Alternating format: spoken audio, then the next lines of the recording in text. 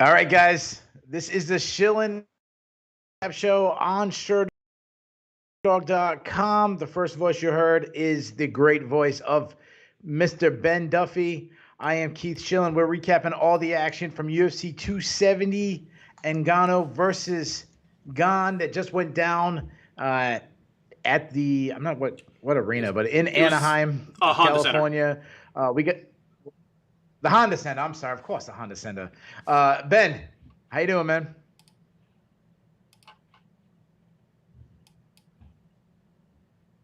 You can't hear me? Yeah. Oh, now I can hear you. I'm sorry. What was the question? I'm doing really well. I mean, third comment out of the gate in the chat section is both you guys are eating so much crow tonight. I don't know how much crow. I mean, I went 7 for 11 on my picks, but the 4 I got wrong, damn did I ever get them wrong. So there definitely will be some crow served up. Yeah, but I'm excited to talk about it. I learned a lot of things tonight. Yeah, so I think so if you went 7 or yeah, you went 7-4, that means I went 6-5, so I guess I didn't have a good night. I lost to both the main event and the co-main event I got wrong. So, yeah, it was not a good night for me. I will say this, I may have picked the winner of the main event wrong, but I feel like I picked the outcome right, if that makes sense. Like I picked it was going to be I picked it was going to go to a decision, which not many people were picking. Second, I did say it was going to be a slow pace, kind of boring fight. Now, listen, if you want to pound your chest saying that you picked Francis Ngannou, go ahead. But let's be honest, if you were picking Francis Ngannou, most people were picking Francis Ngannou to knock him out. Nobody was picking. Suddenly, we had Ben Askren version of Francis Ngannou. But you know what I like? Yeah, this is not the outcome when I see Francis Ngannou win. It's not the outcome that I expect, not the outcome I really want. I want to see one of these crazy Mike Tyson, knock your head off kind of performances. But it also was fun in the sense because this is what I love about the sport. Every time you think you have an idea what's going to happen, something completely different happens. And I love that. Yeah, I'm completely with you. And, I mean, huge kudos to Francis Ngannou and his camp, in particular Eric Nixick and Dewey Cooper of Extreme Couture. As you said, he surprised all of us. Like, plenty of people had Ngannou in this fight. Plenty of people thought he shouldn't have been the underdog. Nobody outside of the walls of Extreme Couture expected him to hit, 6 or 7 takedowns and essentially just turn the entire tenor of the fight around. Because through 2 rounds, I was feeling pretty smart. Because you and I both said, Gane is going to win this one, and it's not going to be as exciting as some people are expecting. It'll be tense, but not, not an all-action like barn burner. And through 2 rounds, it looked right. Gane was just a little niftier on the feet, and Ngannou, he was doing a good job at walking him into the fence in a bigger cage. I thought the big cage would play to Gane's strengths. This isn't the tiny cage that Ngannou punched out Miocic in, but he did a good job of cutting off the cage. But through 2 rounds, I was feeling pretty good about the Gane pick. I was like, unless Ngannou just hits, a crazy Ngannou punch, this is Gane's fight. And then 3rd round, turned it around, and really just took control with wrestling. I mean, the effortless slam in the 3rd round. All the knockouts aside, like the Blades knockouts, the Overeem knockout, that slam is one of the more frightening things I've seen Francis Ngannou do. Because he never even really had a good grip on him. He just took a 250-pound man and just sort of chucked him. It was terrifying. Yeah, absolutely. And I actually just checked the records. We actually did better than you went 8-3, and I went 7-4. So we actually got not too bad of a night. Not great, but not too bad. But I always feel like when I picked the main event wrong, that it was a bad night for me and my picks. But so this is to break down. I'm going to put a pause on Francis Ngannou's wrestling for a second, and especially the slam. But I want to talk about Ciryl Gane and why I was picking him. I thought he had a brilliant strategy for the first 2 rounds. I mean, movement, kick, slow the fight down to a snoozing pace. grapple when he gets in punching range, get the lactic acid to his arms, kick out the legs, take away the power, move. And I thought it was going to be rinse and repeat for all 5 rounds. So, brilliant fight IQ. Everything is going right. The reason why I'm saying that is we're going to get to the complete opposite later on. But I want to rewind. I was sitting in Boston, Massachusetts when Francis Ngannou had his first title fight. I actually picked him to win by knockout against Stipe that time. I got that one wrong. I seem like I always pick Francis Ngannou fights wrong. But if you told me then that a few years later that this guy would be winning a fight by wrestling and winning 3 rounds in a row by getting takedowns and having heavy top pressure, I would have said you were absolutely nuts. And that, to me, makes Francis Ngannou so much scarier. Yeah, he didn't have that crazy knockout, but being that you said can pick a guy up, slam him like he did, and when he doesn't have his power, when that power punch isn't landing, I completely agree. And I'm not saying you have to answer this question right now because I'm sure we'll talk about matchmaking next, but let's just put a pin in this question. How different does that performance tonight make you feel about how he might do against John Jones? Yeah, I'm glad you brought that. We'll bring that up later, but yeah, that definitely asks the question. The one thing I will say this about the John Jones matches, I don't feel so good about John Jones wrestling, for instance, Ngannou to a victory. I'll say that. Yeah, So some of the things that stood out to me is obviously Francis Ngannou's experience. He's down 2 rounds to nothing. Except for one of the judges didn't score it that way, but most people had it 2 rounds to nothing. And he found a way to not panic. He's throwing punches at the air, not landing. He's trying to throw this uppercut time. It's not landing. Nothing's going right. And suddenly that one catch of a kick slam changed the entire fight, where suddenly now he's getting to grappling exchanges. He's getting takedowns. To me, that just showed composure and experience. And one of his losses in his career was the Derek Lewis one, and he talked about worried about punching himself out, and it was just really showed terrible fight IQ and almost cracking under pressure a little bit in that fight. And this was the complete opposite. Same here. And I felt going into this fight, and I think you probably felt the same way based on our conversation on the preview, and I would say most observers seem to think that regardless of who won tonight, Gane had more upside. I mean, he's only been a pro for 3.5 years. He's younger. He's still learning. But Ngannou is the guy that showed new wrinkles. And Gane was never able to adjust to them. Like, he never caught up to it. In fact, him sitting back for a heel hook, I mean, that probably lost him the fight. Yeah, absolutely. And I'm going to say that for a second. So when it was, I had it 2 rounds to 2, which I'm assuming you did too. Heading into the 5th round, I said, Francis is going to get a takedown and win. And then Ciryl Gane goes for a takedown. And I had a couple buddies over, and a lot of them were like, oh, that's so smart. He's going to win the fight now. And I go, is he though? Like, I just had this feeling that Francis was going to reverse it, especially when he started posting up and he's just kind of getting his base underneath. I'm like, oh no, he's going to reverse it. I never thought that Ciryl Gane was going to jump for a heel hook. To me, is one of the dumbest, poor fight IQ moments in title fight history. Because one, if we're being honest, heel hooks, leg locks, they hardly ever work. No. Two, you're on top. You have about 3 minutes, give or take, to win the fight, to win the title. If you can keep heavy top pressure, you're going to win. It's not like you were losing to the point where you needed a submission, where you were down, you needed a stoppage. If he needed a submission, go for it. He didn't need it. But 3, the worst one, I think, is he goes for it. You just spent the last 2 rounds on your back losing the fight, giving 2 rounds to Francis Ngannou. Why would you take a chance? Now you're going to end up on if you miss it, you're going to lose the fight. And the worst part is he had the heel hook. When he was getting away, he had an opportunity to scramble up back to his feet. And he kept going for it. And I hated it. I hated every second of it. I think it was a panic move.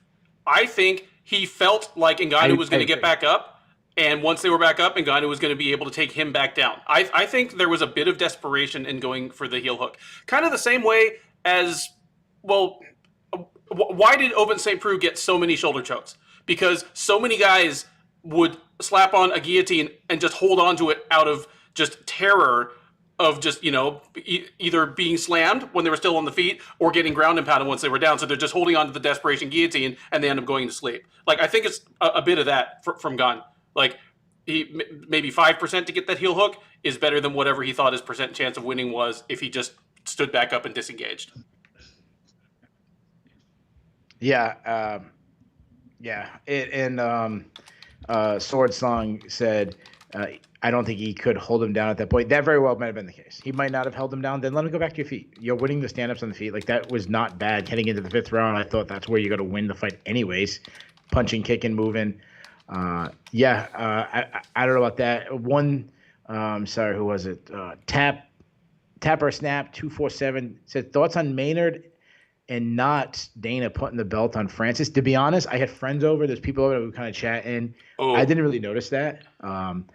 Obviously, there's way more to it. I apologize for not knowing. I just was one of those moments I knew he won. I just wasn't really paying attention. I apologize, but I'm sure, Ben, you sound like you have something to say about that. It's the thing we were most right about on the preview, because we said if Ngannou wins, watch for Dana not even to go in and put the belt on him, or if he does, not to put it around his waist, just kind of slap it over his shoulder and give him a pat on the shoulder and walk out as quickly as possible. He literally sent McMaynard in there to put the belt on Ngannou. I would love anyone watching the press conference. I'd love to know if Dana's there. Yeah, I don't know if he's going to be there. If he is, obviously that's going to be the first question that's got to be out. One of the first questions got to be asked. So this is really tough because the UFC is in a really tough choice. If Francis Ngannou and if he does, he fought out his contract, he does take the year off, he does go elsewhere, he does box, which I thought was really weird that Joe Rogan asked him about it. I was not weird as in like the journalist asked him that question, just surprised the UFC employee at that point asked the question. But if he does do all that, yeah, it's a terrible night for the UFC. Your champion walks away with the belt. But if that's not the case, if you can work something out with him, you can give him more money, you can just make him happy. You have a very marketable guy, a guy who now can wrestle, but besides that, a guy who has once in a lifetime power. Of the two guys, that's who you want to win, because nobody was excited watching Sorogan kick his legs, move, deep kick, move, jab, move. Like, no one was excited by that. Like, this is the much more marketable fighter. He's absolutely more marketable. And again, that's not to say that Gane isn't marketable. He just have to be GSP marketable, where you market him on how charismatic he is, how good looking. Like, he's the kind of guy that if and when he's champ, you'll see him get sponsorships from high-end watches and cologne and luxury cars that, your average champ doesn't really get, because, he's that kind of public figure. But in terms of just selling a fighter as this is the hardest dude in the world, Francis Ngannou is a slam dunk. Absolutely. Yeah, it shouldn't be that hard to make this guy happy. I'm not privy to the amounts of money he's asking for, but I have the feeling it's probably within reach for what he brings to the table. Because how many people does the UFC have who they can really build a blockbuster pay-per-view around and have it be a success? There's a small handful. There's 3 or 4 of them. He's one of them. Yeah. Conor McGregor. Maybe Israel Adesanya, but it seemed like that. We'll find out. He's coming to my neck of the woods in a few weeks. Yeah. Yeah, it's Conor McGregor. I guess it's John Jones still. Maybe Kobe and Masvidal does okay. I don't know if that has that might have fizzled a little bit too. But generally, yeah, there's not many. That's one of the things, and we'll get to another star that lost tonight. But so let's not speculate whether he's going to box or not. Let's not do that. It seems like that's something he really wants to do.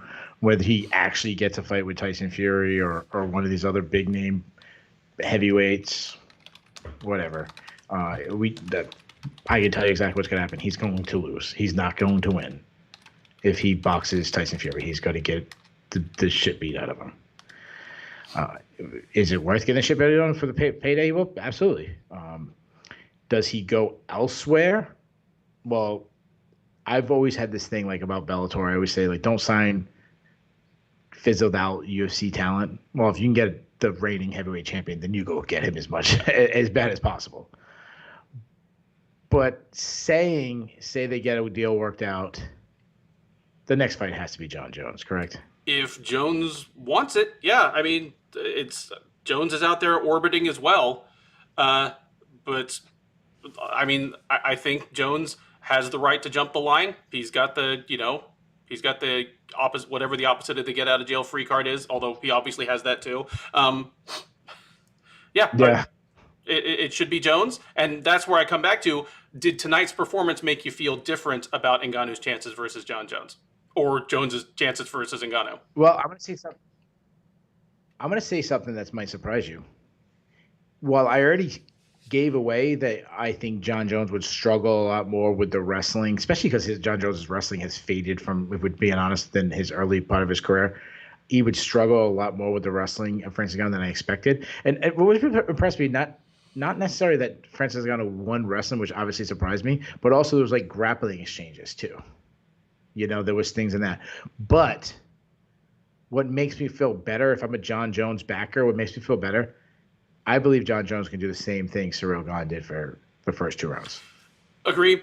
In fact, my thought is Jones' best avenue to victory against Ngannou would be exactly that: kick and jab from the outside, use the clinch as a relatively safe space. I mean, there's no truly safe place from Francis Ngannou, but relatively safe. Because Ngannou, for all of his power, he's not really known as a chest to chest like phone booth fighter.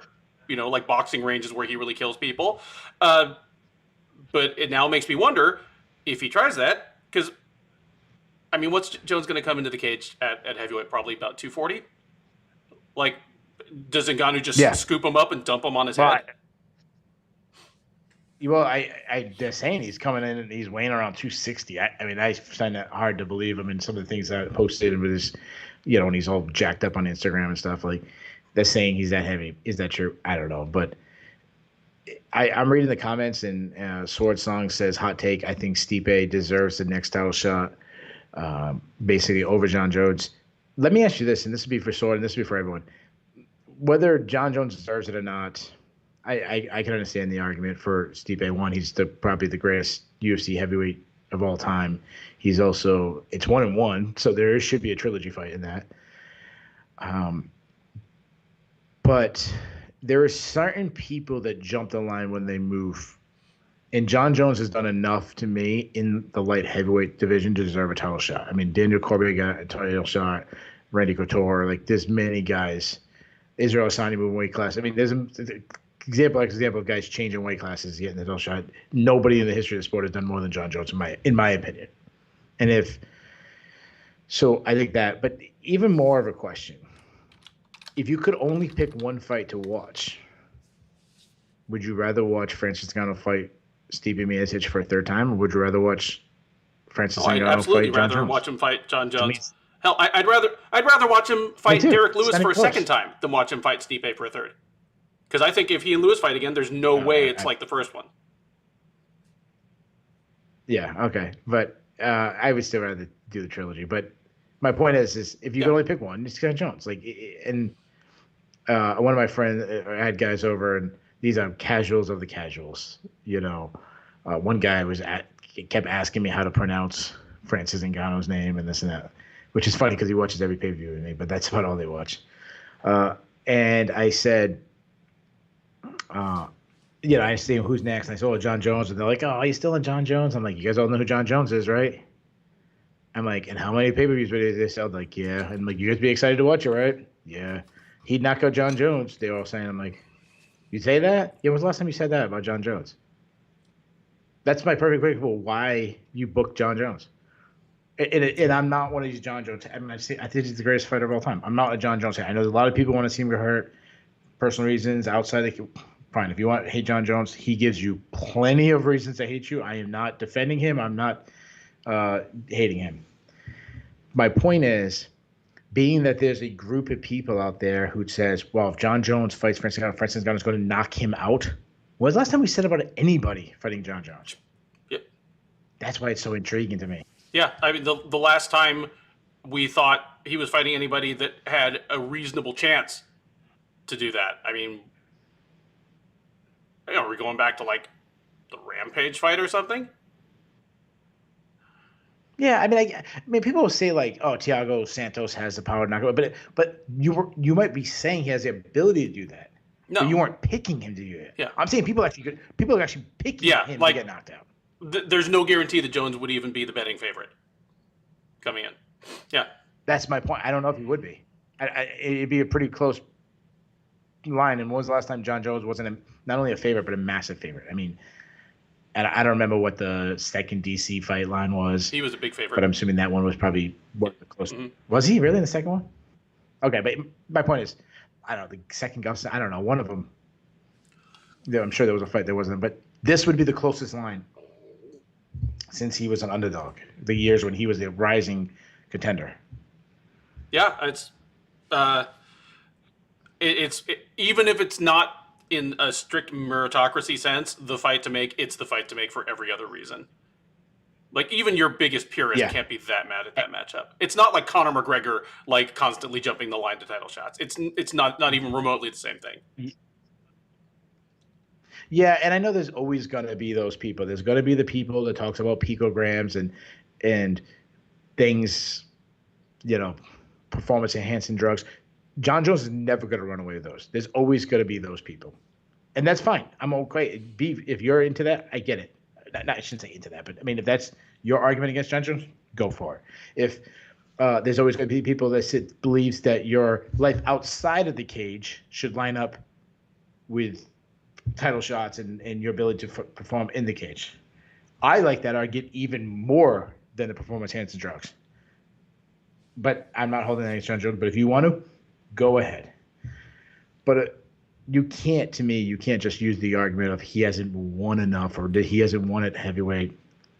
That, to me, that's get out of here. Agree. That's a weak argument. If Ngannou continues to play hardball, would it shock you to see Jones versus Stipe for like an interim belt 6 months from now? No, absolutely not. And if he's going to sit on like you said, if he's really he's firm, I'm not fighting. Yeah, put Francis's foot to the fire. They already did it before, and do it again. And yeah, would Francis versus John Jones be more marketable than John Jones versus Stipe Miocic? Yeah, of course. But there's still a really good way to spin, greatest heavyweight of all time, going for his title against the greatest light heavyweight or the greatest fighter, however you want to market it. Go ahead and listen to me and hear me out. I am not one of these guys who's always preaching mega fights. I'm not one of these guys. Like, you don't hear me talking about Kamaru Usman needs to move up to middleweight yet and this and that. I was against Israel Adesanya moving up to light heavyweight. I thought it was way too soon. So I'm not one of these guys always pushing for, somebody go to a press conference, this guy who wins the title for the first time, and someone will ask them about moving up, getting 2 titles. Like, man, I just won the belt today for the first time. But John Jones is the guy that makes super fights. He doesn't even have to fight for the title. He is one of the few fighters where any fight he's in is a blockbuster. And, if you have him face off against Miocic and say he dusts him or he just wins a great fight against him, all of a sudden most of our questions about a possible fight against Ngannou they go away. Now we know what it looks like. We know what his movement looks like and his cardio looks like when he weighs 250 pounds. We know what it looks like when he's dealing with, Miocic isn't a big heavyweight, but, someone who's bigger than a lot of the light heavyweights that Jones beat up on. Before we get to Gon, let me ask you this, and we kind of touched on this briefly, but I want to touch on it before we move on. Despite, all the outside stuff, whether Francis is going to fight for the UFC or not, did the UFC win tonight by having Francis win? They win if they react correctly. If they're just stuck on this thing of we're not going to budge an inch for this guy, then it was a loss. I mean, there's a reason that Dana didn't go in and put the belt on him. I guarantee you his head was brick fucking red and he was just, completely irate because he doesn't like to lose. And he kind of he created a situation where kind of it foils his plans if Ngannou wins. I don't know why, but that's the bed that he made. And so, yeah, they could still salvage a win out of this. if they just go forward with Ngannou. Like, you've got the baddest dude on the planet on your roster. Like, how are you fumbling this ball? Yeah, and there's got to come to a point where the UFC, whether it's fighter pay, and we're not solving fighter pay on this recap, but there has to come a time where the UFC loses. Not every case, but every once in a while they're going to have to budge for somebody. You can't have every one of your stars always constantly chasing boxers because that's where the money is, or bare knuckle boxing, or Jake Paul, whatever that nonsense is. They're going to have to budge a little bit. Where do they find the money? Knowing them, they probably cut more fighters. They find other ways, but they just they have to budge eventually. I think they do, right? I mean, I'm saying that they have to, but I think they do, right? I think so. I mean, I think in some ways we're kind of even moving in that direction. Like the whole thing that is kind of making this situation run is that the new UFC contracts, even a champion can just wait a year and wait out the champions clause and then be a free agent. That wasn't something that was available to, say, Randy Couture when the UFC waited him out 12 years ago. Like it's already that's moving. A good point. Frank Shamrock. Yeah, no, that's actually a really good point. And the UFC, obviously, this is not new. If you want to talk about champions fighting with the UFC, you mentioned Randy Couture. I think about Frank Shamrock. I remember Jens Pulver is another one who left because of money. Murillo Bustamante. I mean, there's many champions who have vacated belts because of issues, and that's going back. But there's other ones more recently. I mean, Henry Cejudo's retirement was because of a money issue. So, one thing before we move on, guys are asking about Francis's knees. There was rumors of serious injuries. He had these 2 sleeves. Did you hear anything about this? Yeah, he had a torn MCL. I forget which leg it was, but just something that happened during training. Okay. So he presumably wore 2 sleeves, so he didn't give away like which knee was bad. The high one. But it probably facilitated the wrestling and grappling. Yeah, which is even more impressive to beat a talent like Ciryl Gane on one knee. I'm not a doctor. I don't know the difference. I mean, I know an ACL is extremely bad. An MCL, I'm not sure. Is it more than that? Who knows? But either way, to not be 100%, and I know the argument is always no fighters ever 100% of the training. I get that. But to have an injury that has to be addressed moving forward, not just a little banged up, that's really impressive. It just reminds me that top MMA fighters are just different human beings than they are cut from completely different cloth than you or I, or even some fighter that went 3-2 on a local circuit somewhere. Because dude, you have a professional MMA fight. You have a professional MMA record. You have fought. You were a former fighter, and you've spent plenty of time in. But you spent time in other combat sports as well. So, like, dude, you are a former fighter. I'm certainly somebody who has experience. In various combat disciplines. They are different than we are. The human, Francis Ngannou is not human, and I think about like the NFL playoffs, the NFL players who are making a lot more money than Francis Ngannou is. I mean, Francis Ngannou is basically asking for end of the bench, Tampa Bay Buccaneers, LA Ram player bench money. If we're being honest, the guy doesn't touch the field. He's open. I don't know how much a punter gets paid, or but maybe he's asking for a punter. I don't know. I'm thinking about like tomorrow's playoffs, and I'm not gonna touch on this too long, but like Tampa Bay is playing and they're really banged up, and I know one of the running back, Ron Jones, he's already ruled out. Does he have a torn MCL? No, if he had a torn MCL, he'd be out for half a season. He'd be on That's my point. He would have been announced out like 3 weeks ago. That's what's crazy about these guys, where you have big, huge, more money, more things on the line, and these guys don't play through it, but MMA fighters do. And this is not a, oh my God, it's once in a life. This has happened over and over. The amount of fighters, that have fought with tears. And I mean, when I think about the Josh Emmett fight against Shane Burgos, where he blows his knee and he has to have so many surgeries and all this. He's out forever, but he blows his knee in the first 10 seconds of the fight, and he has an all-time war against Shane Burgos. And Fedor broke his hands like in every single fight he was in for like 10 years. I mean, let alone you know, finishing a fight when you know you broke your hand on like the third punch you threw. But can you imagine signing up for a fight knowing you're probably going to break your hands? Like, even if I finished that fight, I would retire right after. But he kept coming. Yeah, what about the injuries?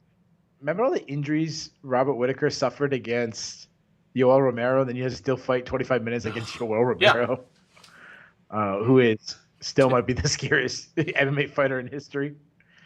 Just MMA fighters are different, and there's another reason why I just love this sport. Just the freaking toughness of these guys is second to none. Ciryl Gane. So we saw him get out wrestled tonight. If you told me that this fight was going to come down to wrestling, I would have thought Ciryl Gane won the wrestling. That said, so now obviously Ciryl Gane's wrestling, especially his defensive wrestling, offensive wrestling, he had a couple things, but his defensive wrestling, his ability to get it from bottom, which obviously it sounds a lot easier than having a 260-pound Francis Ngannou on top of you. But his ability to get up is troublesome. But if you told me 2 years from now that he wins the UFC title against whoever, based on wrestling, wouldn't surprise me one bit. Yeah, agreed. Like, the story of tonight is Ngannou and the huge strides he's made, but I'm not hopping off of the Ciryl Gane bandwagon at all. I still think he's going to be champ one day. He might be champ by, coming back and beating Ngannou. He might be champ after Ngannou moves on to something else. But I still think he's going to be champ. I still think he's probably going to reign for a while. And I still do stick with my analogy that he'll become the heavyweight GSP, where the individual fights themselves will probably not be all that exciting, so they'll just have to sell them on dominance and charisma and, all the other stuff. Yeah, I agree. He lost tonight. I was thinking about early losses by dominant fighters. I think about George St. Pierre losing to Matt Hughes. I think about Henry Cejudo losing to Demetrius Johnson. Those are some that come to my mind where, this is a learning point. He'll gain. I think of the guy he fought tonight, Francis Ngannou losing to Stevie Miocic, their first fight. So I agree. I still feel very confident in this guy. I still think he's going to be a champ one day. I still think he's a problem for a lot of people. He might even take another loss soon, possibly. But moving forward, I agree with you. I think the future is really bright. So what do we do with him next? Well, for one thing, I think obviously he needs a step back, After all this, he is still just now an 11-fight veteran. He still is, as we are reminded ad nauseum, less than 4 years into his MMA career. I want to see him against a really good up-and-comer who can test that ground game so we can see if that's just an Ngannou thing or an all-the-time thing. Like, if Alexander Romanov beats Ilir Latifi, which I expect him to in a couple weeks, I like that. If Tom Aspinall beats Alexander Volkov in March, I like that. Okay, I'm going to throw a name out to you, and this is an extremely tough matchup for him. But the reason I'm going to throw this name out to you is it's more of a matter of I don't want to see Ciryl Gane fight Francis Ngannou for a while. If Francis is the champion, just say he's the champion. He's the champion for 2 more years. The road is be tough. I also think another guy who's a contender who's also been in a tough situation because it's Francis Ngannou's champion. That's Curtis Blades. Curtis Blades. That's the most obvious one. Twice. Like, how did I miss that? That's perfect. It just goes to me is like you have 2 guys that are kind of stuck. Have one of them take each other out, and then stylistically, that's a really tough fight now. After what we saw Francis Ngannou do with the wrestling, agreed. What is because Blades Gane does not have what Ngannou had that kind of stops the argument on Blades, which is that just one shot like kill power. That's true. That's what. Yeah, another point. But before we move on to because we got more to talk about, I want to point out we were talking about injuries and Solid Song has been on point today. He pointed out Bisping became a champion with one eye. Yeah, that was actually an obvious choice. That Jesus.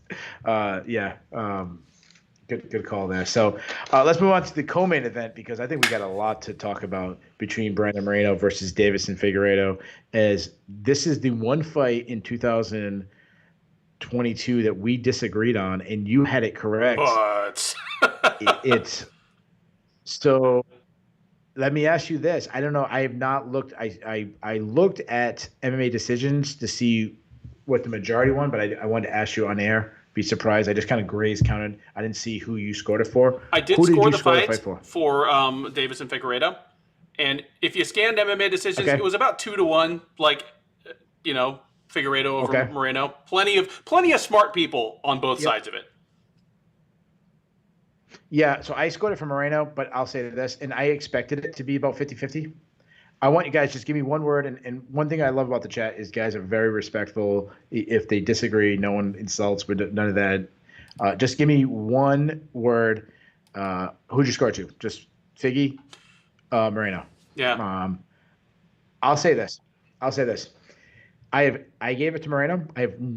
I could watch the fight tomorrow, and every round was so close. Like, I wouldn't be surprised tomorrow if I watch it and I score it 50-45. Completely agree. Well, here's the thing. Sherdog's official scores, that was Jay Petrie, Tyler Treese, and myself tonight, we only agreed on 1 round out of 5. Okay. I actually love that you disagreed. The UFC, the California Commission's scores only agreed on 2 rounds out of 5. So each individual round was hard to score. Of course, like almost anything but a clean sweep would have been acceptable. Like, if you scored it 4 rounds for Moreno, I'm not mad at you. If you scored 4 for Figueredo, I'm not mad at you. Like, anyone calling this fight a robbery, I think they're just speaking from a place of emotion, because this was an incredibly close fight. Yeah. Yeah, there's absolutely no robbery. And so there's so much that I want to talk about this fight, because it wasn't as action-packed as the first round. And obviously the second round with Moreno was one-sided. This is the fight that I was more on the edge of my seat, and I love it. Like, it was a little slower paced, even though there were some really good moments. I was like such drawn into this fight. Another reason why I just love MMA. And I was thinking to myself, in a trilogy, and we'll get to more about the scoring and this and that.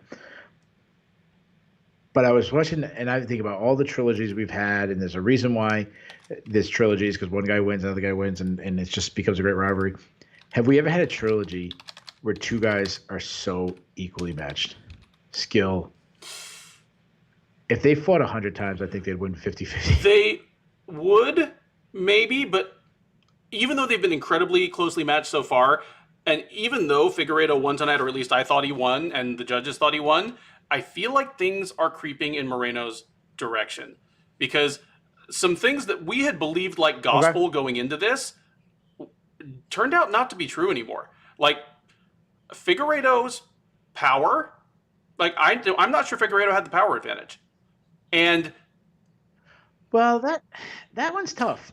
But again, keep continuing. I don't want to. It seems to me that, even though he appeared to be physically good tonight, definitely nothing like he was in the last fight, he's getting to a point where I don't think his chin is going to carry his preferred fight style anymore. Like he got the clean knockdowns of the fight. Point. He got, I think, were scored as 3 knockdowns, but Moreno hurt him and had him on skates more total times, I think. Yeah, I actually agree with both those things. So that's where it's tough. Like, who has the more power? I still actually think Figueredo has more power. However, I agree with you, this is going to sound so like, what the hell are you talking about, Keith? I agree with you that Moreno has the better chin, even though he was the one who got dropped 2 or 3 times, which I know that sounds backwards. But when he was dropped, he didn't seem as hurt. Yep. He popped right back up. Then Figueredo, when he would get punched and like almost take a step back and reset himself.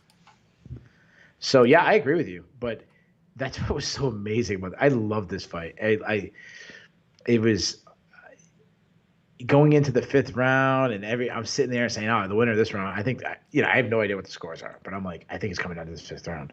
Then I'm saying, I think it's coming down to these last 4 minutes. Then I'm like, I think it's coming down to the last 2 minutes.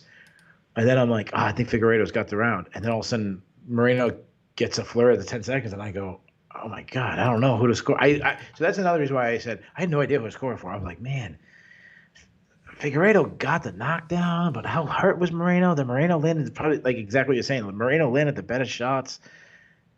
Who do I give this round to? And this is who I'm scoring the fight for. And I go, I was one of the most stressful I am because some reason I care about if I pick the right one. And I said, you know what? If they fought a sixth round, this is how I scored it. I think Moreno wins. Not necessarily not a sixth round, but if they extend this round, like an extra minutes, I think Moreno wins. And I go, then that means Moreno was doing better in this round? Is that why am I saying that? And then that's why I picked him. It was that close. Like, it was like the worst backwards thinking. Yeah. I don't know. Something we're seeing a lot of in the chat here is the way that Figueredo kind of reacted when he would get hit. And I agree. That's a problem as far as round winning. Because every time he got hit, whether it was just a good solid hit or it actually hurt him, like his reaction is to like back straight up, like kind of shaking his head. And just, it looks like it hurt him really bad every time. Like it sounds weird, but you know what? If the judges think you're hurt bad and you don't finish the fight, then that matters. Like that contributes to how judges score rounds. Yeah, and I just think about someone, Swords mentioned, he said, I would hate being a judge during this fight. I think about, I was agonizing who I was sending in to MMA decisions to see who I scored for. I couldn't imagine being a judge who's handing in and actually having a say on these guys' pay, their future, their, like so much, their legacies. No. I couldn't imagine the agony. And I had more time. They have, I don't know, 20 seconds, 30 seconds before a guy comes and grabs your scorecard. And I mean, we both agree that there's not enough accountability for judges, but I care about people not thinking I'm an idiot, so that would stress me the hell. Dude, I'm like you. Yeah. I stress out over my scores being up on MMAdecisions.com, and that's just, a few hundred really hardcore, well, maybe a few thousand, like really hardcore MMA fans going and seeing my work. I'm like, oh, just please don't let me end up being like the only guy that scored the thing like the same as Drake Riggs or something. I'm just kidding, Drake. I love you, dude. He's great, dude. Let me ask you this question. And this was obviously the 10-point must system, but pride scoring. And I know this is not fair, and I'm making you kind of go back in your memory, but if you went strictly off pride or how one championship, just the overall fight, who wins? Who would you give it to? That doesn't make it any easier for me, honestly. Like, I know. Because the thing is, if you ask that same question about the main event, it's like, oh, it becomes real easy. That was Ngannou's fight, But here, I think I still lean slightly towards Figueredo. Like, I thought his calf kicks just did a ton of unheralded work. And then he got the clean knockdowns of the fight, but it's still razor close. Yeah. So let's talk about the X's and O's for a second. Figueredo had a much different strategy. He still was throwing that one punch, trying to knock you out with one shot. He was a little more accurate with it. A lot of feints out of him, which kind of opened up moments. I thought Moreno had a good, and then obviously you mentioned the leg kicks, which is another good point. And then wrestle heavy. I don't think it was effective for him, but just something for Moreno else to think about. Moreno, a lot of movement. He flows so well. Good output. I really feel like this guy's, even though Moreno obviously lost, I thought both guys had a good fight. I think both guys had great performances. And when you picked Figueredo, and I was feeling pretty good about Moreno based on the second fight, then your breakdown of Figueredo had me started worrying, like, oh man, maybe he's right. And then the weigh-ins, Figueredo being one of the first guys weighing in, he's so ripped up. That made me start really questioning even more. And then his performance and what he was doing, to me, I thought he gave himself the best opportunity to win, except for the last 10 seconds. That one I actually didn't think was a good idea for him. But then Moreno, I thought he also put himself in the best situation to win. The only thing, and I got to find who said it. Somebody else said it earlier, and I apologize. Dev Goes Fishing says that Moreno needs to wrestle more. I actually agree with that too. I actually think he should have wrestled a little bit more. I think he was having success with his offensive wrestling.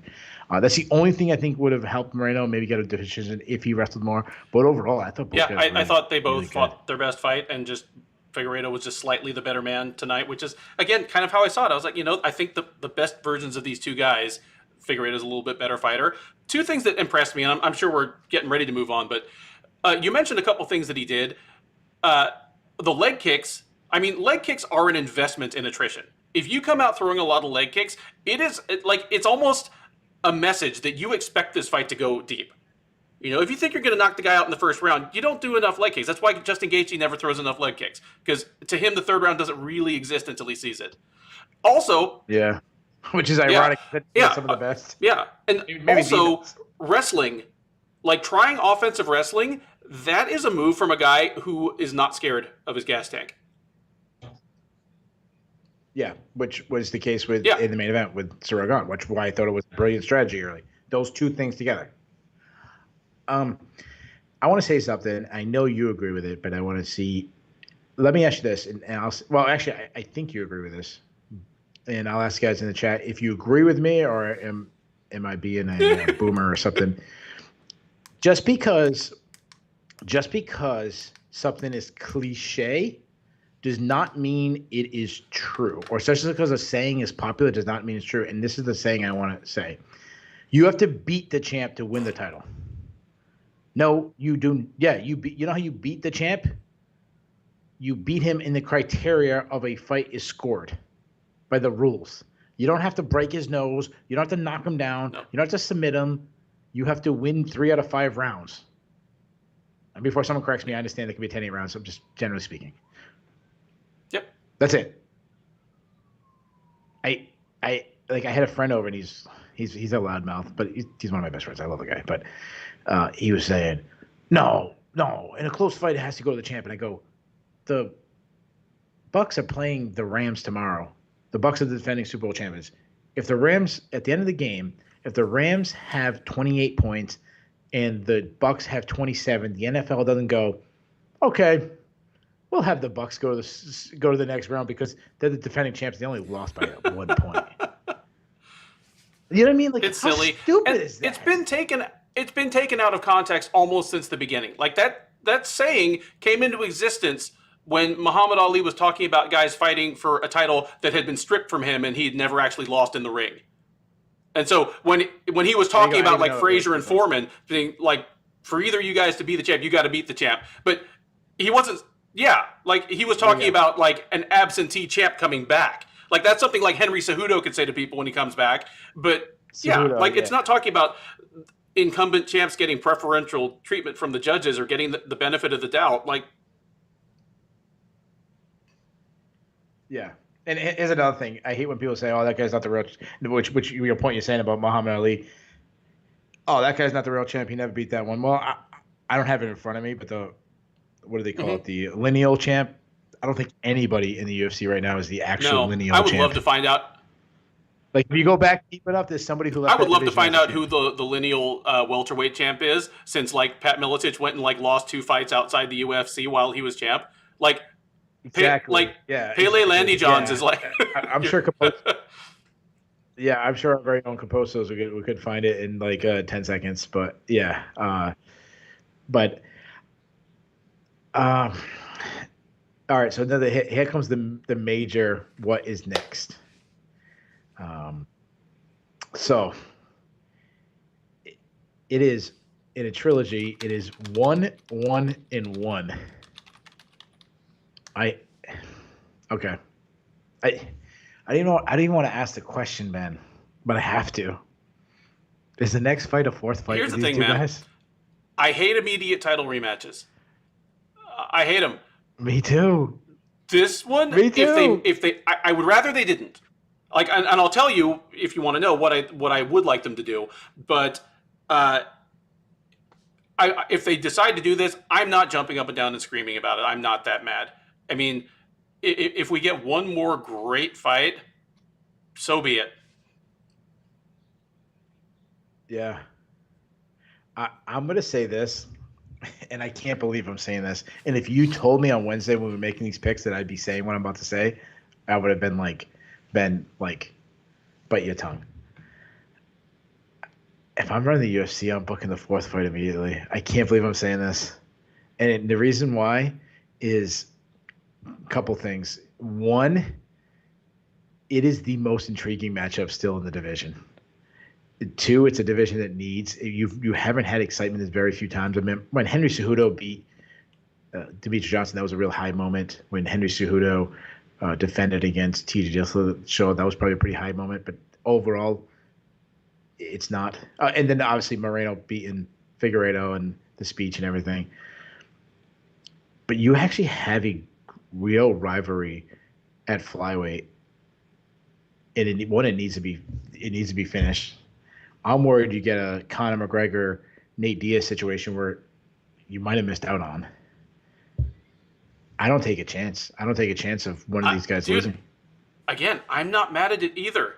I can't believe I'm saying it. And I can't believe I'm not yelling at you about it. But you're right, because like I said, a little while back, I have the feeling that Figueiredo's time at the top, is really limited.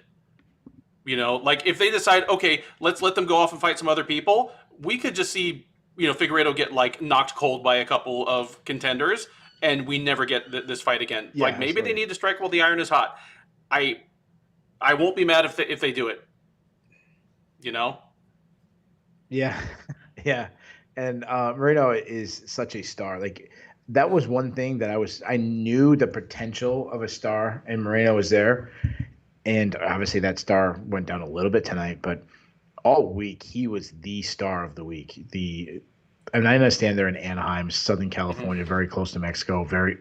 Southern California in general is a very heavy Mexican population. I get that, but I mean that place was rocking. The biggest cheer was Brandon Moreno. The biggest cheer all week was Brandon Moreno. They were booing Figueredo.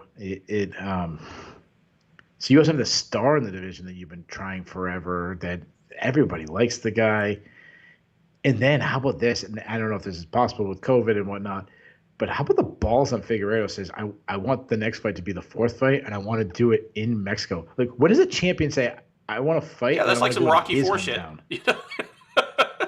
Yeah.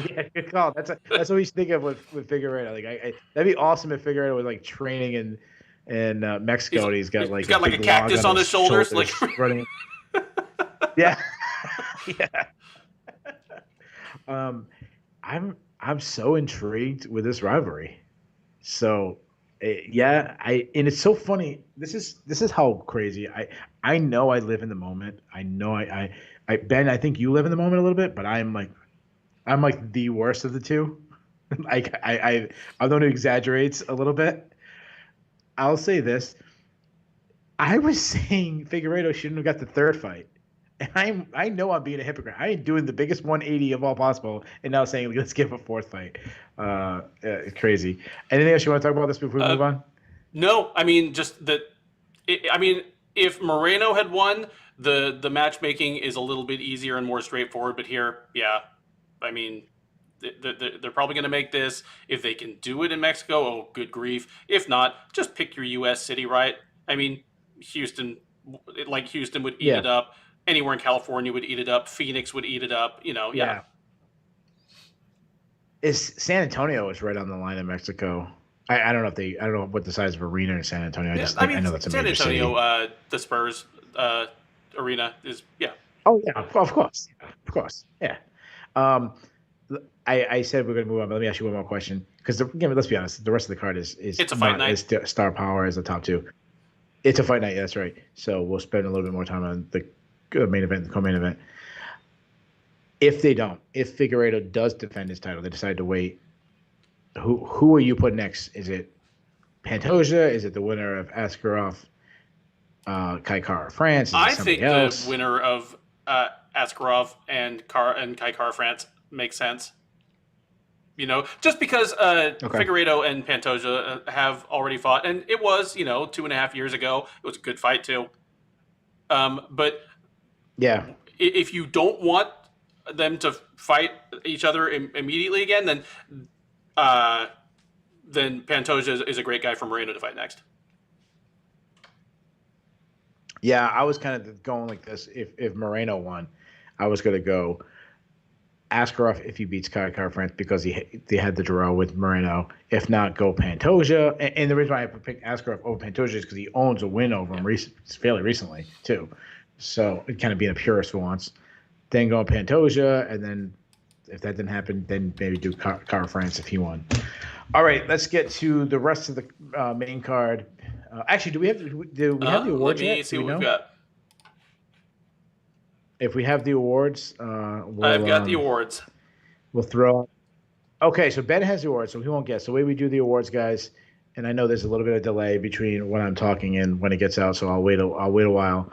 But this is purely on the honor system. We're just kind of guessing, or really not guessing, but if you were the UFC, what would you give out for the awards? As in the fight of the night, the 2 performance bonuses. You can throw in extra performance bonuses if you want. We ask you to do this on the system. If you already know who won, don't throw a guess out there.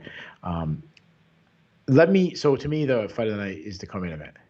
The Frevolo fight was incredible too, but it was more one-sided. I would go with the co-main event, and then as far as performances, I would go with Nurmagomedov for sure, and the other one, I would probably go with. Oh, I'm sorry, I didn't ask you. Is there 2 performance?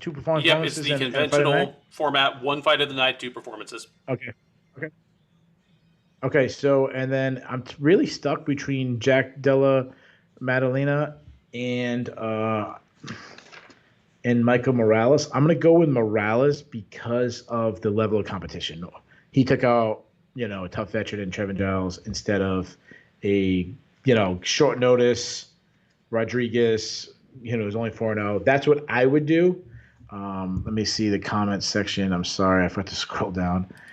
Is there? Let's see. Tapper Snap, good question. Serious question. How many times was Frank Trigg the best fighter in the cage tonight? Let's see. Basco's Moreno Figuereto, performance bonuses, Nurmagomedov, and Demopoulos. Yeah, that was actually pretty fun. Devo goes Demopoulos, Nurmagomedov, Moreno Figgy.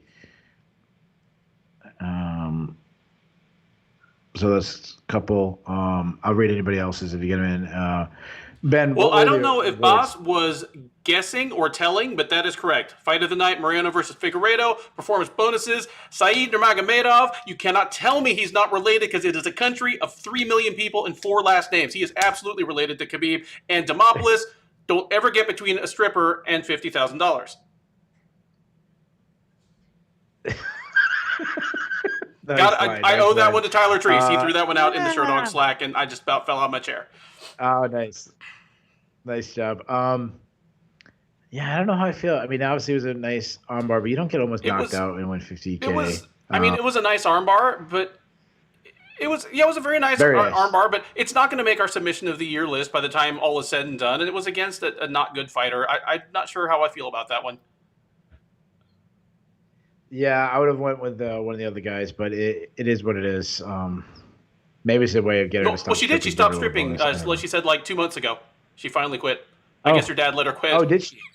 Oh, there you go. Dad's not DJing her stripping anymore. That was always the weirdest thing in the world. Suddenly, I'm glad that she's not stripping anymore, but she suddenly just became a lot less interesting.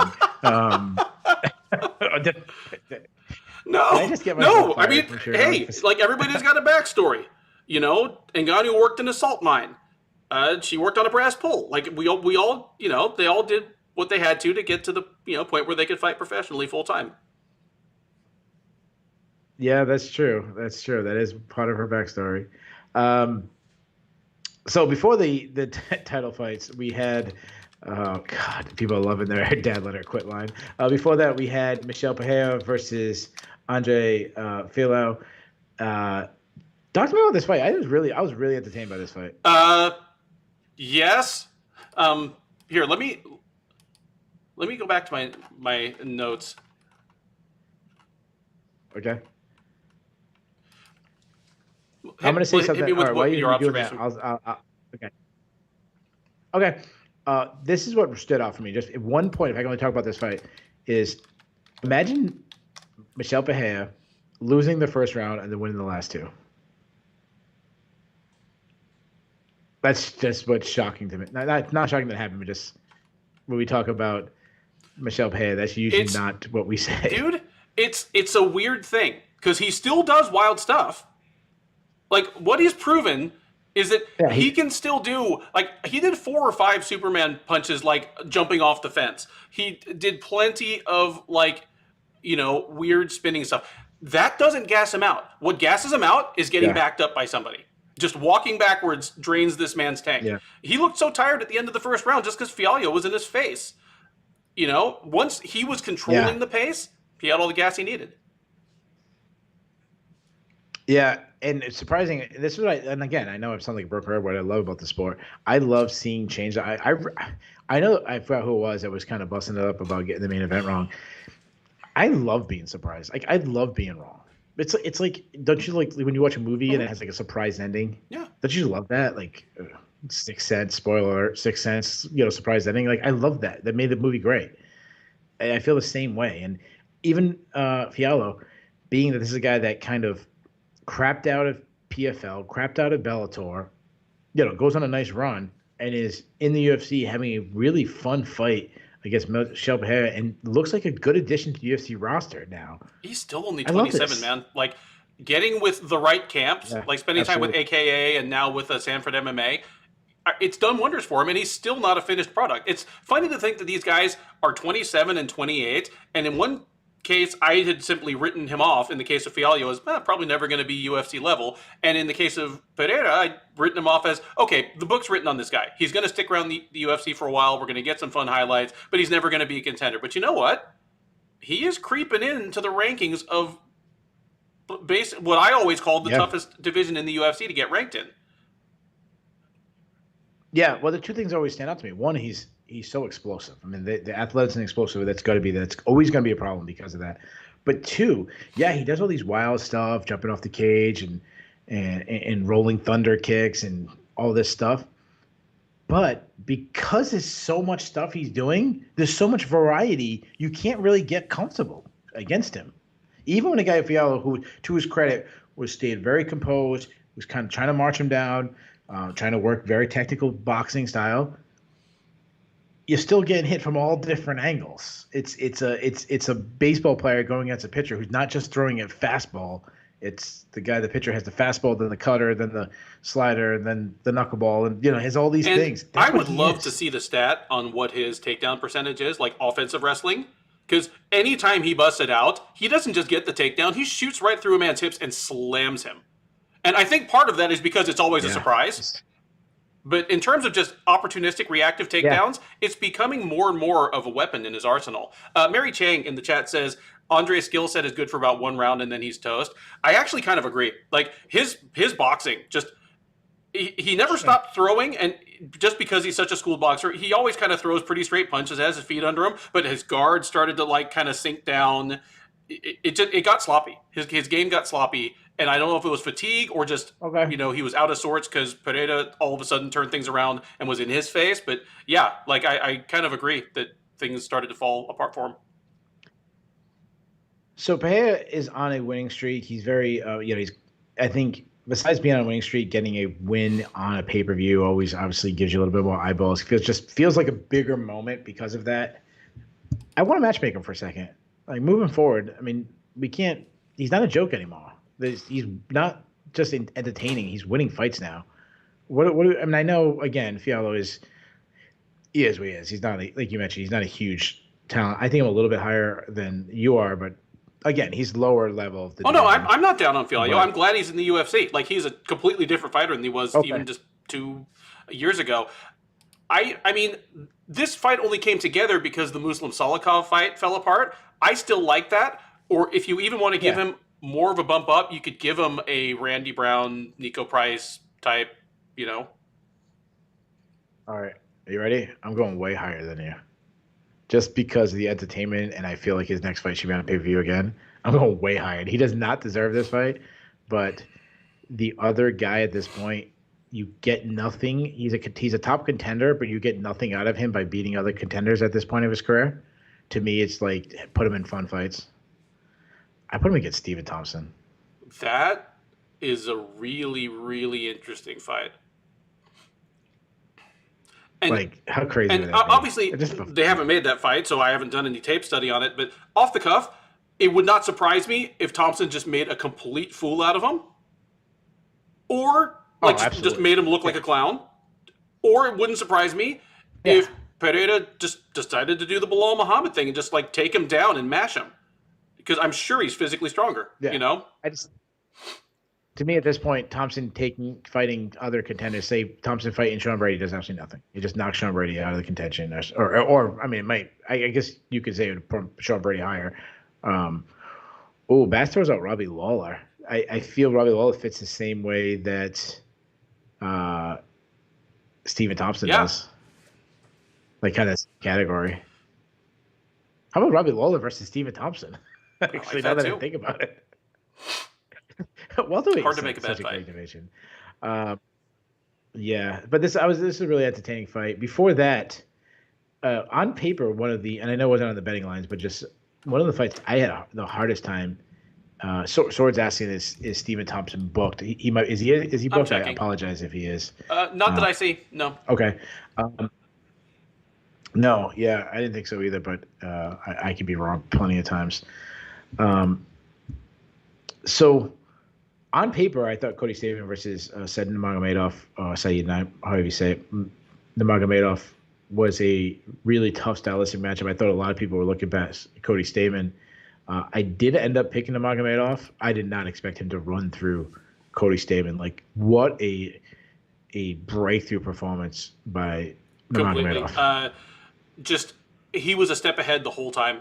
Just it looked to be on a completely different level. Just Stamann looked like, it looked like he hadn't warmed up. It looked like he just came in cold off the street, like changed out of his jeans and walked in against a guy who, had been warming up. And I know that's not the case, but that's what the difference in speed and timing looked like. It was just completely ran through him. Yeah. So when Nurmagomedov did that spinning back kick to the solar plexus, right in the beginning of the fight, and I had this almost reaction of when you see two guys sparring and they're doing light sparring, and then one guy just does some crazy move of blasting. You're like, whoa, dude, ease up a little bit. Then I'm like, oh wait, no, because it was right, Stamann wasn't ready. It was like, oh shit, it's this dude ain't playing. And he hurt him. That spinning back kick hurt him. And that's why he went to wrestling. He had a desperation shot, and Nurmagomedov made him pay with that ninja choke, a modified guillotine. Really beautiful. And he had it deep, and Stamann was tapping instantly. Yep. That's all there is to it. That guillotine was in. So, God. No, that was all I had. So obviously with the last name of Nurmagomedov, you always get a little bit more hype with it because Khabib, and it's a great division. We know how deep 135 is, but Cody Stamann's a guy that I'm not sure if he was ranked in our rankings, but he's been ranked recently, both UFC rankings, our rankings. He's a really tough out to run through a guy like that. It's only going to be harder fights moving forward. One, what do you think we have with this guy moving forward? And two, what would you do with him? I think we have a potential contender. I expect that this guy is going to win his way into the top 10 soon, maybe as soon as his next fight. And from there, I don't know if he makes it to a title shot, but it would not surprise me at all. If he's back and this is what he's going to be like, he's going to be a problem for a lot of people in the division. If you go to the Devo asked if it was a ninja choke. Yeah, it was. If you were going to add him against somebody moving forward, what would you do? I don't mind seeing him against maybe. I want to say that the winner of Song Yadong and Marlon Moraes is a little too high, but maybe the loser of that, or maybe let him get in against David Grant just retired. A veteran who's out of the line of contention but has good name value and is a good test, like a Hani Yahya type. How about Pedro Munoz? That's a ways up there, but Munoz has lost a lot of fights recently. That's the guy I was going with, just because of that. He's at this kind of how I feel about Stephen Thompson. You put him against other top contenders, he's so far in the title picture. Why take a chance at him? Knocking guys off. He called out. What's his name? Marlon Vera. Yeah, which Oh, did he? I think I Yes. wouldn't take that if I were Marlon Vera. That's like high Okay. risk, low reward, and I think No. he's kind of close-ish to the title picture. So Yeah. I feel more of so Marlon Vera's ahead of him, and they're both going in the same direction.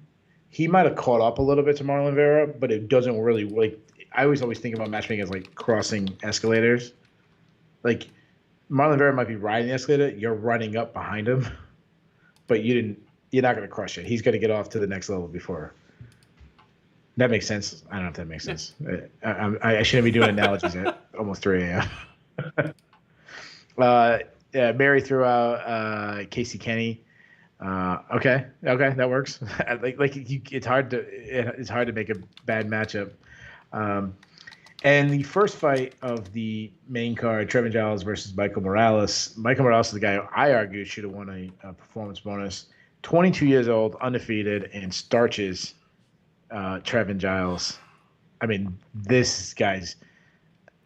There's a lot you got to like about this guy moving forward. I mean, that's a tough matchup and UFC debut, and he here's shined. the thing. Like, I will spit some realness about Trevin Giles. You know, like I've said this before. You know, I've been to his gym plenty of times. I consider his coach Jeremy Mayan of War MMA a friend.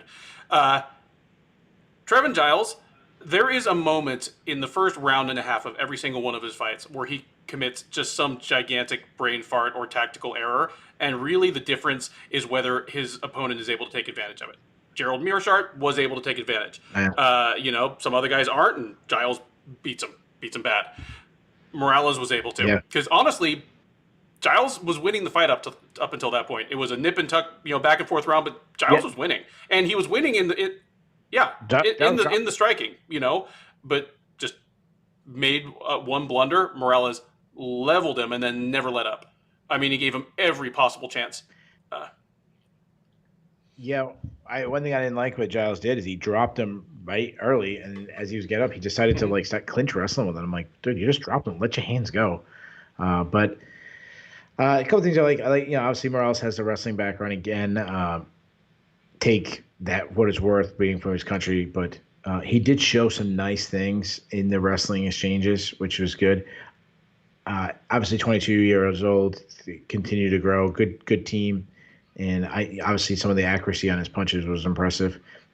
Giles, I don't know if the move to welterweight was the right move. I think he probably should go back to middleweight. And then obviously I'm not saying that just because he got knocked out, but you do have to question, does that happen if he's at middleweight, if he's more I don't know. hydrated? I mean, because physically he didn't look depleted. I was impressed with just, you know, how he looked on the scale and in the cage.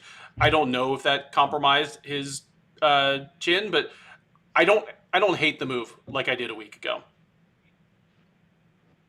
Okay. All right. Fair enough. Before that, we had Hani Barcelos versus Victor Henry.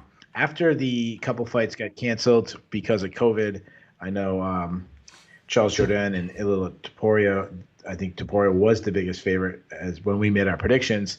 After that fight was canceled, this was the biggest, and Victor Henry was the underdog, and Victor Henry put on a friggin' performance. I was blown. I know you're not going to get performance bonus with a unanimous decision, but just impressive to me.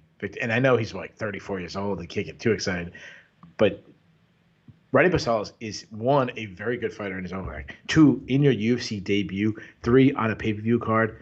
And to really, the stats, if you didn't watch the fight and just looked at the stats make it look a lot closer than the fight actually agree. was. No, I mean, Henry comes in on short notice against a borderline ranked, if not ranked guy who's, what's he, like 16-2 coming into this fight? Like,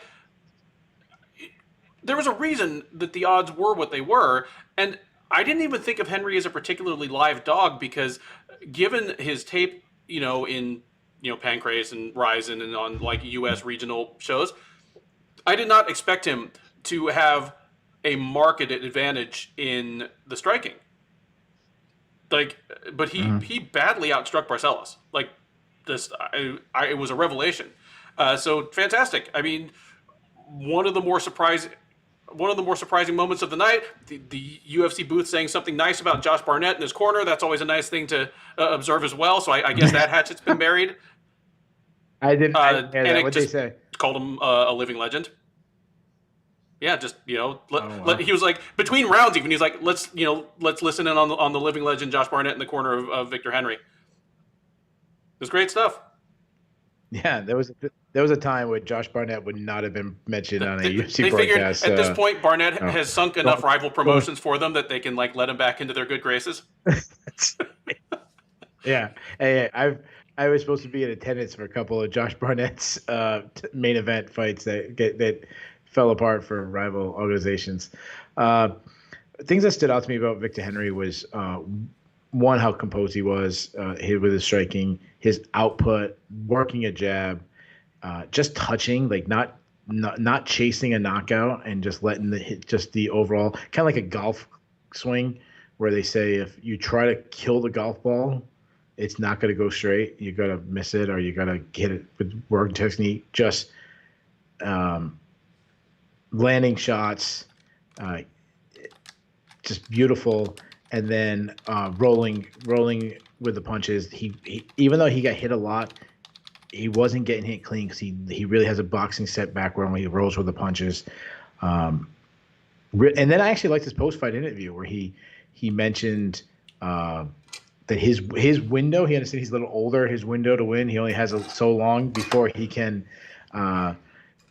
Make a run, and he says, "I know it's short, so I want to make a run as fast." Like I just like the guy. Yeah, he's an exciting new addition to the division. He's someone that I was kind of starting to figure would never make it to the UFC. Honestly, I kind of put him out of my mind for a while, and it's good to have him here, man.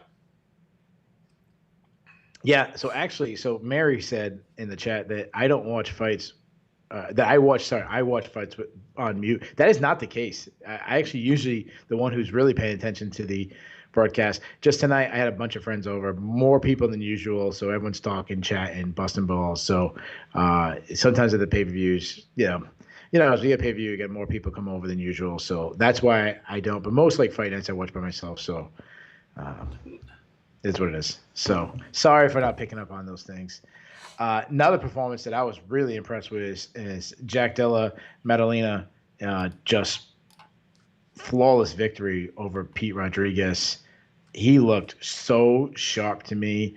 What I kept pointing out to my friend, I just saying was he was landing all the inside shots. What I mean by that is everything he's throwing is coming straight down the pipe, inside shots, while Rodriguez was coming around. So every time Rodriguez was throwing outside shots, he was taking that inside route, just hitting if he was like a running back, he was a guy who's like hitting the hole as soon as it opens. So impressive. And then his fade, like the way I was just talking about his fade back. I'm like, wow, the way he fades back and returns with the left hand, he does it, and then I'm talking about it, and then he just does it and finishes Rodriguez. It was, and I'm not making this compare. I'm just saying, if you want to compare his style to a fighter, very Conor McGregor style to him, where he not the wide open karate stance. I just mean the accuracy and the fade back of the left hand. Really, really impressive. Great performance in UFC debut. And I understand that his opponent was on, 1 week's notice, only 4-0. But on the flip side, a guy who's only 4-0, there's not a lot of tape on him. Don't have a lot of time to learn him. So there is some impressive to that. Well, talk to me about this. I mean, you just said it. We do have to consider the opponent. Like Rodriguez stepped up on just days' notice. He was a 4-0 fighter. I mean, this fight went 2 minutes and 59 seconds, and this was Rodriguez's longest fight of his career. Like I joked on the preview, but except I wasn't joking that I watched his entire fight career the day before because he's got like 7 minutes of tape. However, I do completely agree. His striking looked sharp. He did things right that look sharp even in a vacuum, regardless of the opponent. Like, I mean, I do pick up a few things, from talking to you 5 hours a week, and I noticed that he did a really good job of like rechambering his punches after throwing, which didn't matter as much here. But if he's fighting against a solid MMA striker who's going to be looking to counter him, that is going to save his already busted nose. Like, I guess, when you come into the fight with your nose already on sideways, you better, have pretty good striking defense. But yeah, like I saw a lot that makes me excited for him going forward. He's super young, which is good because if you want to become a contender at welterweight, you better put on your hard hat. but yeah, like great stuff from Jack Della Maddalena.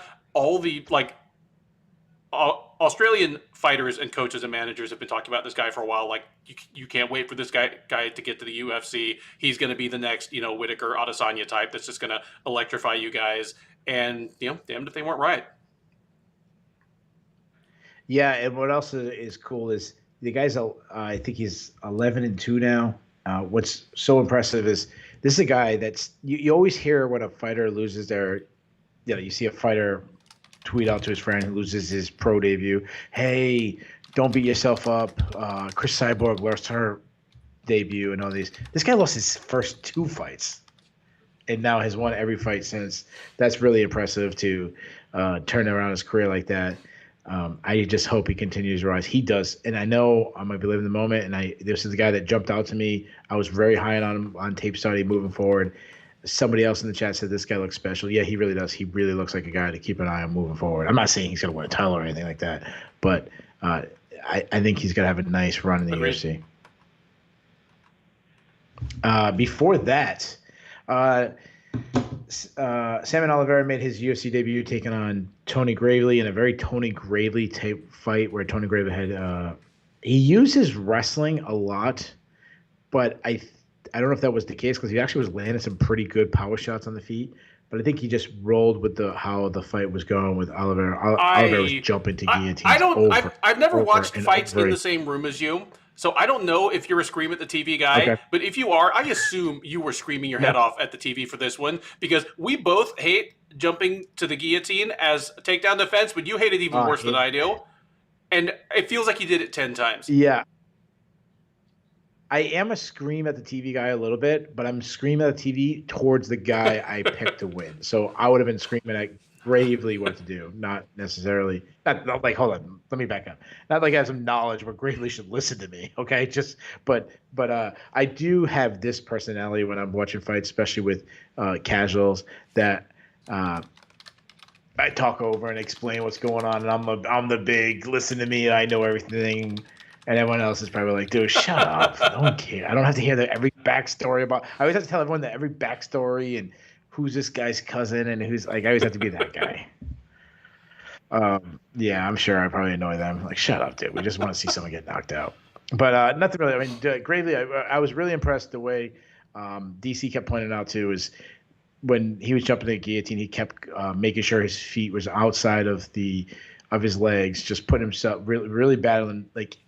Besides fighting, obviously, hands to get your head out, he really worked the leg position in. And I really think like Oliveira made the fight much easier for Gravely than he had to. Instantly conceded every takedown after the first one. Like, yeah, I think he made it much easier for him. Yeah. But it was a good adjustment on Gravely's part because he is a guy who shot straight into guillotines and lost fights that way early in his career. Now, it's not that easy. You can't just hit the like white belt wrestler guillotine on him and win anymore. Yeah, absolutely. So before that, we had Matt Frevolo versus Gennaro Valdez. Matt Frevolo, for a long time, you watch film on him, you could just say this: he can't be in a boring fight. He's a balls to wall entertainer. He doesn't care if he gets knocked out, if he knocks out. It's going to be fun. Heading into the fight, pre-tape on Valdez, we were both saying the same thing. Like another guy, he's coming forward, he's throwing bombs. Perfect matchmaking where they both just move forward. Threw bombs, crazy action. Both guys rocking each other to one point where Frevolo was starting to land the better of the shots. And I think it was Mike Beltran. I don't remember. I'm pretty sure it was Mike Beltran. Okay, Mike Beltran gave Valdez every opportunity to recover until the point where even I was saying like, all right, Mike, that's a little enough. But just pure fun. Not the best technique, neither one of these guys is going to be top contenders, but just you want to just watch two guys brawl out. I mean, this was a lot Beltran was clearly like he gets the Yamasaki award for tonight because he was the ref for that fight and for the Giles fight where guys got plenty of chances to recover. Like, I mean, there were 6 official knockdowns in that fight in like 3 minutes. Yeah. But, Giles might have gave him like a speeding ticket. They're both cops. So, like, Beltran's a cop too, yeah. Oh, I didn't know about that. Oh, there you go. Yeah. Well, maybe there's like a Maybe like the Yeah. one city's softball team did that's one or the something. rivalry between. What city is Beltron? Do we know, or is no, it okay if like we know? he's open about it. I just can't remember. Okay. Yeah. Okay. I'm assuming Houston has a pretty good softball Dude, team. they have like 45,000 cops. I assume they have like multiple leagues. Yeah. Then before that, everyone's favorite stripper, Vanessa Demopoulos, took on Silvana Gomez Suarez. I'm sure my wife probably just heard me wake up say stripper while I'm sitting in the kitchen at 3 a.m. wondering what the hell I'm doing. So Suarez just. So I'm watching a fight with a friend. He's one of these very he's a loudmouth. Same friend I was talking about, but he's a I always joke about him that everything's absolute with him. It's never one or the other. And as soon as Demopoulos got dropped out, he's like, "Oh, it's all over. It's all over. The fight's over." And I'm like, "Don't go to the ground." I kept screaming, "Don't go to the ground with her. Don't go to the ground with her." And then when she did that, I said, "That bad idea." I'm like, "She's going to get submitted." I kept screaming, "She's going to get submitted." No way, it's all over. He starts getting the armbar, and he's like, "No, he's not getting." I'm like, "Dude, she's going to armbar. She's going to armbar." Don't go to the ground with Vanessa Demopoulos. That's it. If Suarez, when she dropped her, took a step back, told her to get back up, she might have. I mean, you said it on the preview. We might get a fun fight out of this, but neither one of these women really has a whole ton of UFC level upside. Yeah. I'm going to say something that's totally going to get me like in trouble or fired, but okay. I called my wife over to the screen and I said, one of these two women is a stripper. Which one? She, of course, guessed wrong. Yeah. Okay. Wow. Yeah. I'm sure if she watched the post-fight interview with Joe Rogan, she wouldn't have guessed wrong. It would have been fun if Joe Rogan just was like, "Dude, I'm Joe Rogan. I just made $200 million." Just drops her. I'm like, I need Chris Barnett to do that next time he wins. Just jump up into Joe Rogan's arms like all 260 pounds of him. Yeah, it'd be funny if any male did that to Joe Rogan. And first fight of the night, Kay Hansen versus Jasmine Jasudavicius. We knew there was going to be a size difference. I had no idea how. I mean, this is one of the fights when they did the face-off at the weigh-ins. I go, I blew this fight. I didn't realize how much bigger and Jasmine. And to her credit, Kay Hansen said immediately afterwards that she's going back to strawweight because it wasn't just the reach advantage on the feet that she never really figured how to navigate it, but she wasn't able to do Kay Hansen things. Like she got out wrestled and out muscled on the ground by a good wrestler, but yeah, that's pretty much it. Yeah, that's pretty much it. Yeah, and hopefully Invicta still has a strong strawweight division for her. No, I'm just kidding. Hansen, she, besides being smaller, I really felt that she put herself in the worst position to win the fight because I thought she was not doing great. It was pretty even on the feet, but she was having moments on the feet, and she consistently. I don't know if it's just out of habit, being that she's usually the better wrestler, that she throws a combination. Now she let me go for a takedown. She just kept going for takedowns and getting in clinch with her, and I'm like, why? She's so much bigger than you. Stay away. You're actually doing okay. Boxing aside, now I understand that it wasn't enough of a sample size to say if that would have held on for the 15 minutes of the fight, but like use your speed advantage.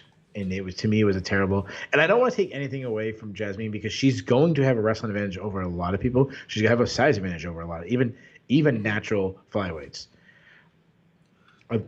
I think she's gonna do all right in the UFC. I don't know if she's gonna be a contender, but in that division, 2 or 3 fights away from that division is starving for contenders to step up. So it's not going to take long. So there you guys have it. We have covered all the fights. Let's get to the fun stuff. This is the Bulls and the Bears, the cut list, and our grade. We were just talking about Kay Hansen. I see that. I'm sorry. Who was it? Bass threw out there that Kay Hansen for the cut list. Do you have anybody for the cut list? No, and I specifically don't have Cody Stamann, even though he's now lost 3 in a row. All right, so the way the cut list works, and we're not going to have anybody. The way we do our cut list is it's pretty self-explanatory. If we think the UFC should cut someone, and it's obviously that's negative, but we're also the positive is that it makes more room for other fighters. I had one name. It was not Kay Hansen because I did kind of give her a pass. I think she was undersized. I was going with Silvana Gomez Suarez, 0-2 in the UFC. Really lost to not Godinez, but lost to a really low level fighter. No, I'd give it another shot, I guess. So the way no, you can't. No, you didn't have the list. We'll be nice today.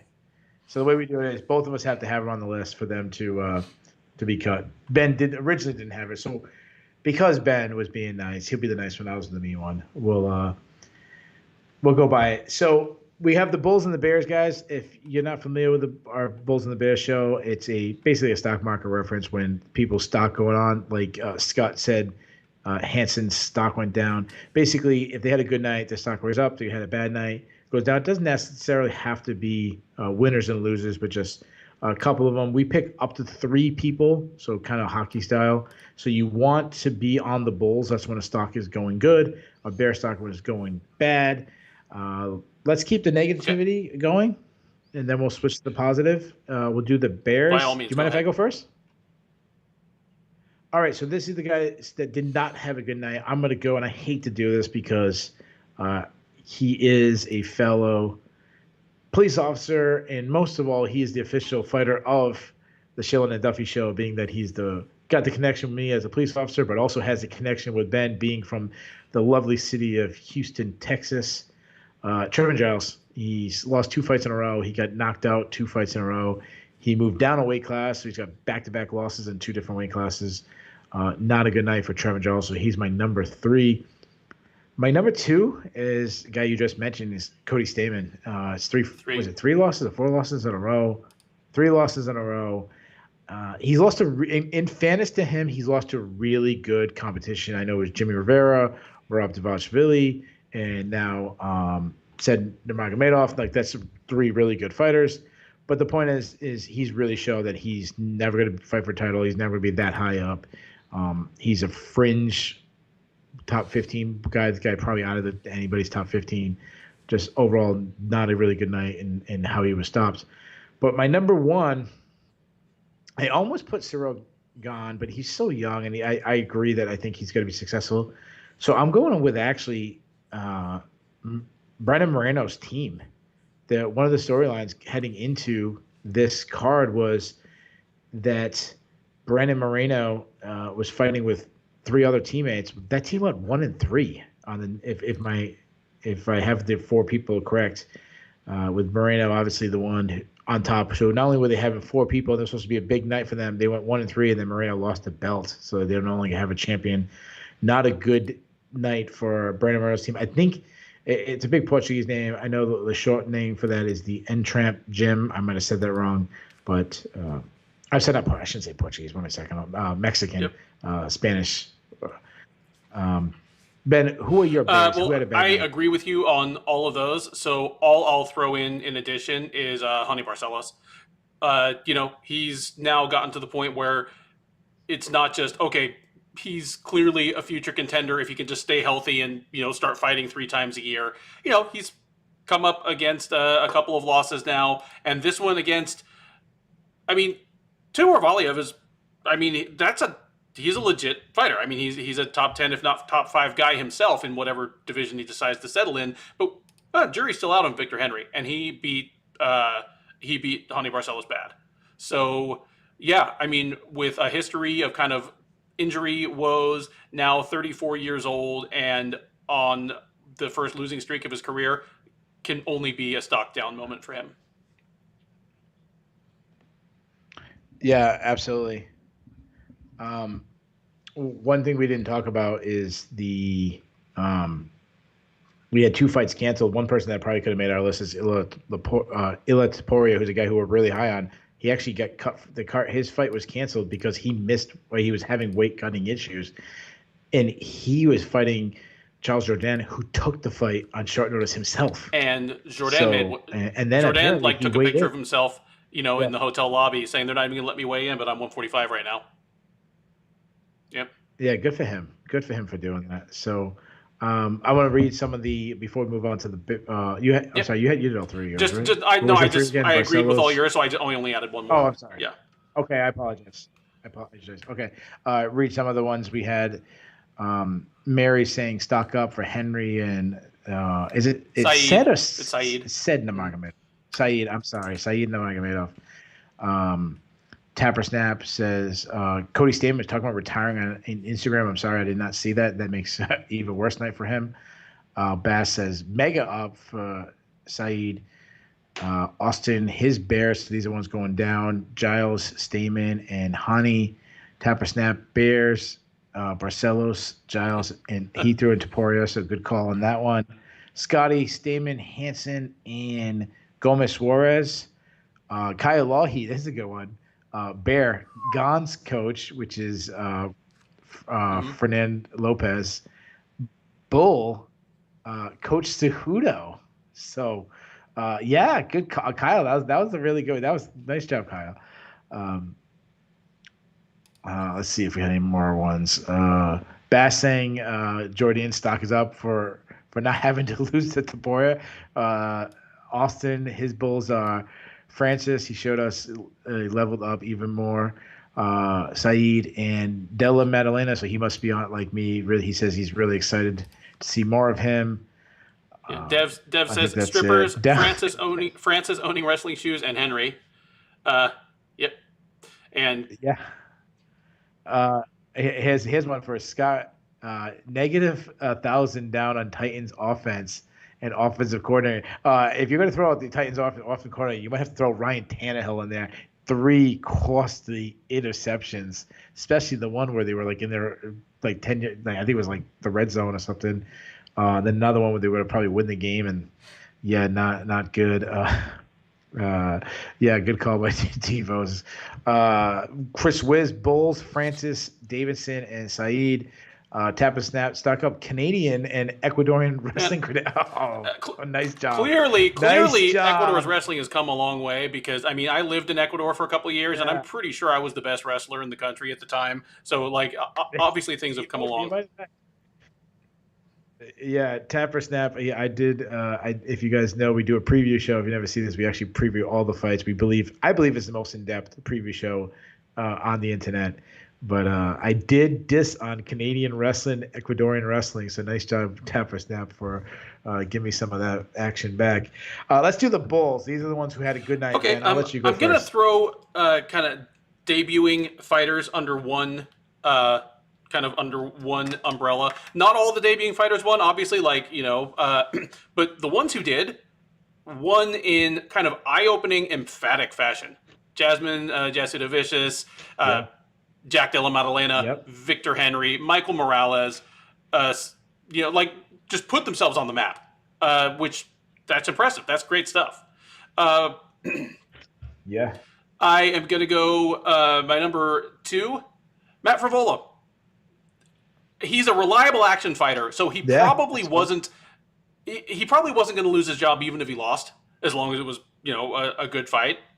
But you know, it's nice for him to remind us every once in a while, like why he's kind of an undercard anchor or main card opener type guy. Because I mean, this is my round of the year so far. It might be my round of the year at the end of the year. Like it's just madness. Really good stuff. So Yeah. Matt Pravola. He's never going to be a top 10 guy. He's never going to fight for a title. Giving us some truly memorable moments is kind of his ceiling, and he absolutely did that. Yeah. And last one I'll throw out is Michel Pereira. Like, don't look now, but the wild man, the guy with like a 22-13 record or something like that, is not only still in the UFC, but creeping up on the rankings. Like, he wins 2 more fights, Yeah. and we're talking about him against like a top 5 fighter with the title picture like in view. And that is something I never thought I was going to say about this guy 2 years ago. Chris, just real quick thing. Yeah. Chris Wiz saying, do you guys think the undercard measured up for tonight's fights? Well, I think his next point, which is something I said off the top, is absolutely the case. It was fine. It was great. A lot of fun, but it felt like a fight night card. It was Dana White's Saturday Night Contender Series. Yeah. Yeah, and obviously we had 2 fights fall off last minute, which hurt it even more, being that it was 2 of the more marketable fighters with Rodolfo Vieira and Ilia Topuria, but yeah, I would have liked 1 or 2 more like contender matchups in there to make it a little more exciting. Maybe some hot prospect they were trying to get over, something like that. But yeah, they were banking on just the heavyweight title fight carrying it. So I'll get to my Bulls. My number 3 said Nurmagomedov. You say what you want about Cody Stamann and his stock, and he was on my Bears list. But to run right through a guy like that and have us talking about fighting a top 10 guy next, and after a long layoff too, so really good by Said Nurmagomedov. My number 2, Victor Henry. Basically the same thoughts that I had with Nurmagomedov. Yeah, he didn't get a stoppage, but he beat the crap out of Hani Barcelos, a really good fighter in his own sense. That's really tough. In your UFC debut, I actually thought he slammed the post-fight. But my number 1 is Davison Figuereto and Brandon Moreno rivalry. I think there was a little bit of rivalry. Now I think it's actually going to be one of the all-time great rivalries in UFC history. And if they fight a 4th time and it's a great fight, it might go down as number 1. I mean, it doesn't have the drama that a John Jones and Daniel Cormier has, or the Tito and Chuck and whatever, but just actual entertaining fights in the cage. It is right up there to me. It's there's nothing better than a great rivalry in MMA, and I think their rivalry is going to be talked about for many, many years to go. So that is my number 1 bull, the rivalry between 2 flyweights in that division in general. Let's get. Oh, I'm sorry. Scotty did pull out some bulls. Scotty has Henry, Madalena, and Morales. In the bully bowl for the Bengals, they whipped us fair and square. So Scotty going for the Titans. How about the Bengals? I know people in Europe, they have no idea what they had a playoff win. Was it 33 years? And now they have back-to-back. They're in the AFC Championship, and I don't know who they're playing. Listen, I'm a Patriots fan. Obviously, I'm not rooting for the Bills to make it to the Super Bowl. We've seen Patrick Mahomes in the Super Bowl a lot, so I'm rooting for the Bengals next week. I love an underdog story. Obviously, being a Patriots fan, and there's a lot of rumors that this is the GOAT's last season. I'm rooting for the Bucs doing it, but I don't know if that's going to happen. But I don't doubt the great one in the playoffs. But let's get to the grade of the card, because this is a tough one, because there's some really high moments, there's some low moments, not the greatest card on paper. So let me hear what your grade was for the card. I can't give a 2-fight card better than like a straight B. Like, they were both, like, okay. I was perfectly entertained by Ngannou versus Gane. Like, I never thought it was going to be some, like, 3-minute, like, barn burner. So I was fine with it. And the co-main event was great. And aside from that, again, it was a fight night card that I was paying $75 for. So I give it a B. Yeah. I give it a C+. So you're a little higher than me. I give it a C+ simply because, the co-main event was so great that carried me. The main event wasn't what we wanted or expected, but it was still entertaining, and it was coming down to the 5th round. So I give it a C+. But a couple of other guys throwing grades, like Diva Diva loved it. He gave it an A-. So, Diva really loved it. Tapper Snap goes with a B. So it seems like I guess I must be lower than this. I think I grade on a curve a little bit, and it kind of curved the wrong way based on exactly what you said with the 2 fights. Felt like more of a fight night card than suddenly, wow, this fight night has 2 banging fights. Chris Wiz gives it a B. Most important question before we wrap up the show. Who is the listener and I'll throw this out because I don't want to ignore guys. Austin Janola goes B-. Kyle Lahi goes B-, C+. Austin basically said wasn't the stack card, but turned out to be pretty entertaining. So, okay, I see that. So we're almost all in the same range, in the Bs to the Cs. Devo goes fishing. The only one goes as high as an A. No one gave it a D or an F. So, and it's been a really long time since we had something like that. But most important, Ben, do you have a listener of the night? We had a really entertaining guys were chatting up. Who's your listener? Like, he was kind of a one round wonder. He came out real hot and then disappeared. But I liked Sword Song's contributions.